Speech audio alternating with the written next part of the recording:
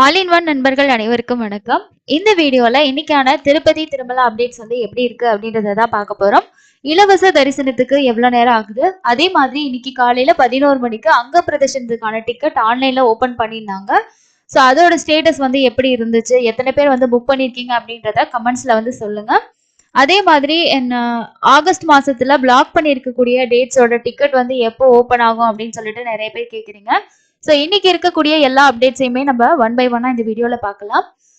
இன்னைக்கு ஃப்ரீ தர்ஷன் அப்படின்னு பாத்தீங்கன்னா திருமலையில கோவிலை சுத்தி எந்த இடத்துலயுமே அவ்வளவா சாட்டர்டே சண்டேஸ்ல இருக்கிற மாதிரி கூட்டம் இல்லை. ஆனா லைன்ல அதிகமா, அதாவது இலவச தரிசன லைன்ல நிறைய பேர் கூட்டமா இருக்கிற மாதிரி தான் நேத்து போயிட்டு வந்தவங்களும் சொன்னாங்க. ஸோ இன்னைக்கு காலையில தரிசனத்துக்கு போனவங்களும் 300 ரூபாய் தரிசனத்துல நாங்க சீக்கிரம் சாமி பார்த்துட்டு வந்துடுறோம், ஆனா இலவச தரிசனத்துல வெளியில வரைக்குமே நிறைய பேர் லைன்ல நிக்கிறாங்க அப்படின்னு சொல்லியிருந்தாங்க. அதே மாதிரி நேத்து காலையில ஒருத்தர் போனவரும் பாத்தீங்கன்னா இலவச தரிசனத்துல நம்ம வெயிட்டிங் கம்பார்ட்மெண்ட் போறதுக்கே, அதாவது வெயிட்டிங் காம்ப்ளெக்ஸ் போற வரைக்கும் இருக்கக்கூடிய லைன்லயே கிட்டத்தட்ட ஒரு 7 மணி நேரம் வெயிட் பண்ற மாதிரி இருக்கு. ஸோ அதனால நின்றுட்டே லைன்ல வெயிட் பண்றது இவ்வளோ நேரம் அப்படின்றது ரொம்ப கஷ்டம். சாப்பாடு எல்லாம் கொடுக்குறாங்க, ஃபுட்டு ப்ரொவைட் பண்றாங்க. பட் இருந்தாலும் நின்றுகிட்டே நம்ம வெயிட் பண்றது அப்படின்றது ரொம்ப கஷ்டமான ஒரு விஷயம் அப்படின்னு சொல்லிட்டு ஷேர் பண்ணியிருந்தாங்க. ஸோ இதுவே நீங்க குழந்தைங்க அதே மாதிரி வயசானவங்களெல்லாம் கூட்டிட்டு போறீங்க அப்படின்னா முடிஞ்ச வரைக்கும் ஆன்லைன்ல டிக்கெட் புக் பண்ணிட்டு போறது ரொம்ப நல்லது. ஏன்னா லைன்லேயே நீங்க இவ்வளோ நேரம் நின்றுட்டே வெயிட் பண்ணோம் அப்படின்றது எல்லாராலையும் முடியாது. ஸோ பாத்தீங்கன்னா இலவச தரிசனத்துல போறவங்க இந்த விஷயத்த பார்த்துக்கோங்க. டைமிங் அப்படின்னு எடுத்துக்கிட்டோம்னா 12 to 16 மணி நேரம் இலவச தரிசனத்துல நீங்க வெயிட் பண்ணி சாமி பாக்குற வரைக்குமான கம்ப்ளீட் டைம் 12 to 16 மணி நேரத்துக்குள்ள ஆகுது அப்படின்றதுதான் பிரசண்டா இருக்கக்கூடிய ஒரு அப்டேட்டா இருக்கு. அதே மாதிரி டைம் பாத்தீங்கன்னா இதே டைம் தான். ஸோ 10 மணி நேரம் அப்படின்றது ஸ்டாண்டர்டா எப்பவுமே இருக்கும். வார இறுதி நாள் வெள்ளி சனி ஞாயிறு இந்த 3 நாளும் பாத்தீங்கன்னா இந்த 10 மணி நேரம் அப்படின்றது உங்களுக்கு 15 மணி நேரத்துக்கு மேல ஆகும். ஸோ அதுதான் இப்போ ரீசெண்டா பாத்தீங்கன்னா இந்த 2 மாசம் கம்பேர் பண்ணும்போது இப்படியே தான் போயிட்டு இருக்கு. ஸோ குறைஞ்சிருச்சு டைம், லைன்லயும் ஆள் குறைஞ்சிட்டாங்க அப்படின்றதே கிடையாது. ஸோ இதே மாதிரிதான் இருக்கு. கோவில் சைட்ல என்ன சொன்னாங்க அப்படின்னா காலேஜ் ஸ்கூல்ஸ் எல்லாம் ரீஓபன் பண்ணிட்டாங்கன்னா ஓரளவுக்கு கூட்டம் குறைஞ்சிரும். ஸோ நாங்க பழையபடி டோக்கன் சிஸ்டம் கொண்டு வரலான்ட்டு இருக்கோம் அப்படின்ற மாதிரிலாம் அப்டேட் கொடுத்துருந்தாங்க. பட் என்னதான் இருந்தாலும் ஸ்கூல்ஸ் எல்லாமே இப்போ ரீஓபன் ஆகிட்டாலும் இன்னும் கூட்டம் பாத்தீங்கன்னா குறையவே இல்லை. இலவச தரிசனத்துல டெய்லியும் எப்படி இருக்கோ அதே அளவு தான் லைன்ல நிறைய பேர் வெயிட் பண்ணிட்டு இருக்காங்க. அதனால நீங்க இலவச தரிசனத்துல உங்களோட குழந்தைங்களோ இல்லைன்னா வயசானவங்க போறாங்க, ஒரு 50 55 60 வயசு போறாங்கன்னா கண்டிப்பா ஆன்லைன்ல 300 ரூபாய் தர்ஷன் டிக்கெட் கிடைச்சதுன்னா கண்டிப்பா புக் பண்ணி கூட்டிட்டு போங்க. இவ்வளவு நேரம் லைன்ல நின்று வெயிட் பண்ணி பாக்குறதுன்றது ரொம்ப கஷ்டம். அதுவும் வெயிட்டிங் ஹால்ல போயிட்டு நீங்க உட்காந்து வெயிட் பண்றீங்கன்னா பரவாயில்ல. பட் லைனுக்குள்ளே மூவ் ஆகுறதுக்கே இவ்வளவு நேரம் ஆகுது அப்படின்றதுதான் ரொம்ப கஷ்டமான ஒரு விஷயமா இருக்கு. அதே மாதிரி பாத்தீங்கன்னா நேத்து இன்னைக்கு 300 ரூபாய் தரிசனத்துக்கு எவ்வளவு நேரம் ஆச்சு அப்படின்னா 1.5 மணி நேரத்துக்குள்ள சாமி பார்த்துட்டு வந்துட்டேன் அப்படின்னு சொல்லி ஒரு சிலர் சொல்லியிருக்காங்க. ஒரு சிலருக்கு 2 மணி நேரம் ஆயிருக்கு. உங்களோட தரிசன டைமிங்க்கு முன்னாடி போனீங்கன்னா கூட அலோவ் பண்ணுவாங்க. அதனால முடிஞ்ச வரைக்கும் உங்களுக்கு ஆன்லைன்ல டிக்கெட் கிடைச்சது அப்படின்னா புக் பண்ணிக்கோங்க. இன்னும் ஒரு சில பேர் டவுட் கேட்குறீங்க, டைரக்டா போனா 300 ரூபாய் தர்ஷன் டிக்கெட் கிடைக்குமா அப்படின்ட்டு. ஆன்லைன்ல மட்டும் தான் கிடைக்கும், ஆஃப்லைன்ல எங்கேயுமே கிடைக்காது. அதனால உங்களுக்கு எந்த டேட்ல அவைலபிள் ஓப்பன்ல இருக்கோ புக் பண்ணுங்க. ஆகஸ்ட் மாசம் பொறுத்த வரைக்கும் 500 ரூபாய் தர்ஷன் டிக்கெட் ஒரு 25ஆம் தேதிக்கு மேல ஒரு சில நாட்கள் தான் ஓப்பன்ல இருந்துச்சு. ஸோ தேவைப்பட்டுச்சுன்னா புக் பண்ணிக்கிங்க.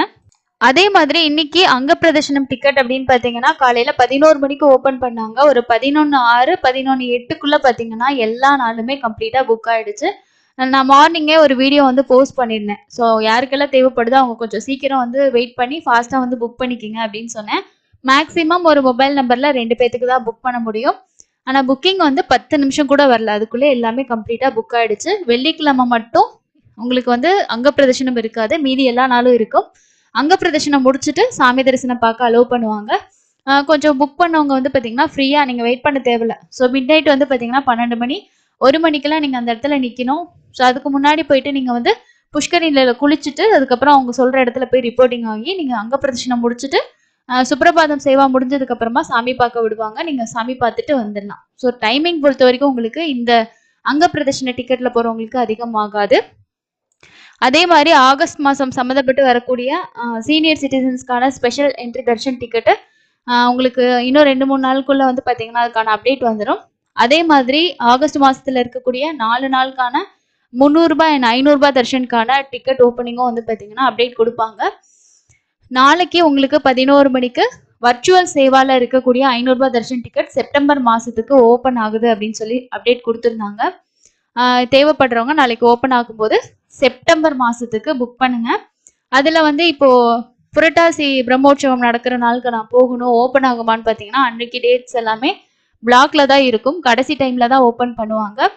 அக்டோபர் மாசத்துக்கு அடுத்த மாசம் தான் ஓபன் ஆகும். ஸோ இந்த மாசம் ஓபன் ஆகும் அப்படின்றது சொல்ல முடியாது. அடுத்த மாசம் மேபி வந்து ஃபர்ஸ்ட் வீக்குக்குள்ள ஓபன் பண்ணலாம்.